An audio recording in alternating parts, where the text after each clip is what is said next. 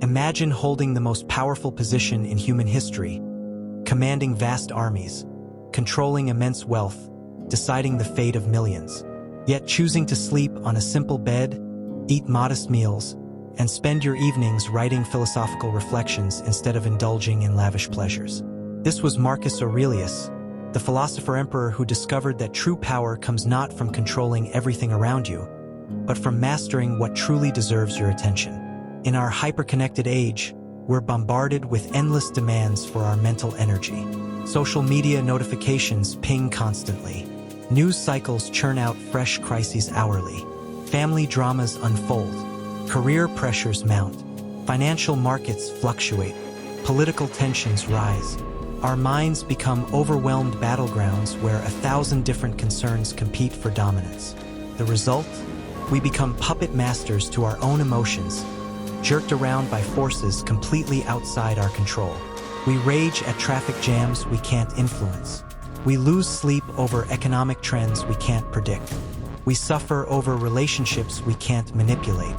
We exhaust ourselves fighting battles we were never meant to win. Marcus Aurelius faced similar challenges on an imperial scale: wars, plagues, political conspiracies, family tragedies. Yet his private journal, known today as Meditations, reveals a man who found profound peace amid chaos by learning the revolutionary art of strategic indifference. Not apathy or coldness, but intelligent selectivity about what deserves our precious mental resources. The foundation of this wisdom lies in recognizing a simple but transformative truth. Most things that upset us exist primarily in our minds, not in reality. Consider how we torture ourselves with future scenarios that will never happen. We rehearse conversations that will never occur. We solve problems that will never arise. We defend against attacks that will never come. Seneca captured this perfectly. We suffer more in imagination than reality. Our minds create elaborate horror movies about potential futures. Then we experience genuine distress watching our own mental productions. We become both the director and the victim of our psychological dramas. Take financial worry as an example.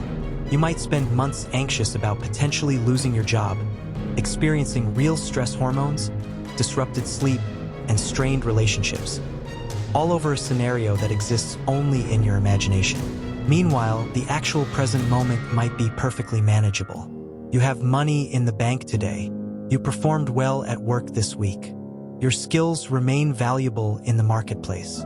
The suffering happens now, while the imagined problem remains purely hypothetical. This is the cruel trick our minds play, making us experience real pain over fictional scenarios. Marcus Aurelius developed a powerful antidote to this mental trap. When facing uncertainty about the future, he reminded himself, never be disturbed by gloomy thoughts about your whole life. Do not mentally picture all the various troubles which you can expect to encounter throughout your life, but as each one occurs, ask, what is there in this that is unbearable or beyond endurance? This approach transforms our relationship with adversity. Instead of fighting imaginary dragons, we save our energy for actual challenges when they arrive. And when they do arrive, we often discover they're far more manageable than our anxious minds predicted. The same principle applies to our relationship with the past. We replay conversations we wish we'd handled differently. We ruminate over opportunities we missed. We carry guilt about decisions we regret. But the past exists nowhere except in our memories, often distorted, incomplete, and filtered through our current emotional state. Marcus Aurelius observed, very little is needed to make a happy life. It is all within yourself, in your way of thinking. The past cannot harm us unless we give it permission through our present thoughts. That relationship that ended badly is not hurting you right now, your thoughts about it are. That business failure from 5 years ago, the actual event is long over, only your mental recreation of it continues. This doesn't mean we ignore lessons from the past or avoid planning for the future. It means we stop letting temporal phantoms control our present experience. We extract wisdom from the past without drowning in regret. We prepare for the future without sacrificing today's peace to tomorrow's uncertainties. But what about present moment challenges that actually demand our attention? Even here, the Stoic approach reveals profound insights. We often exhaust ourselves fighting circumstances we cannot change while neglecting areas where we possess genuine influence. Consider a traffic jam.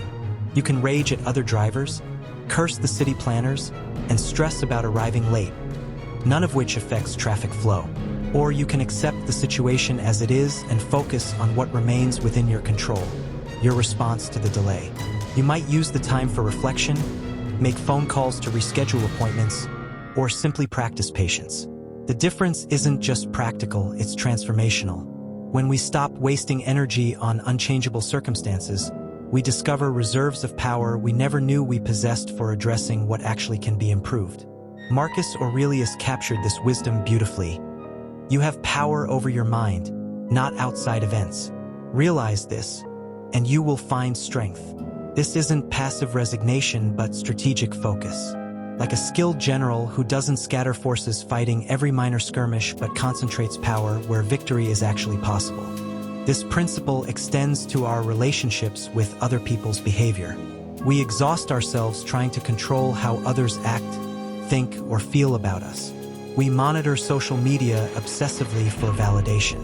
We replay arguments trying to determine who was right. We scheme to make people like us or respect us or agree with us. But other people's thoughts and actions ultimately lie outside our control. We can influence them through our own behavior, but we cannot dictate their responses. When we stop trying to puppeteer other people's emotions, we free ourselves from an impossible task and discover the peace that comes from focusing solely on our own choices. The emperor who could command legions learned that the only dominion that truly mattered was the kingdom of his own mind. In that realm, he possessed absolute sovereignty. No external force could compel him to anger, fear, or despair without his consent. This inner fortress remained impregnable even when outer circumstances crumbled.